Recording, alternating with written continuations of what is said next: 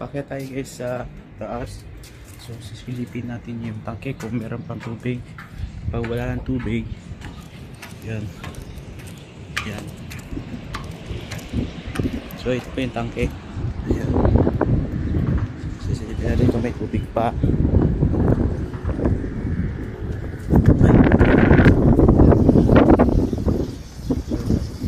Ito yung tubig. So, ayan. Tapos pa sa may bola. Kakabungkas ko lang kanina. Ito.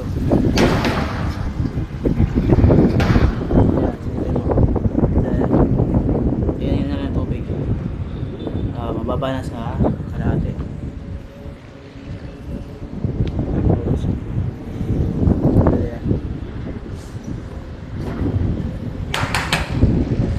Ayan dito. Medyo mataas pa yung tubig dito sa kabila. So yan, sobrang init.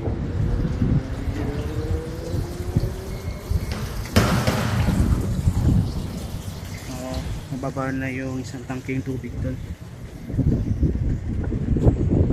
Kaya baka mga 12 basta mga 12 banda kailangan nagpuksan yun kasi marami gumagamit ng tubig guys.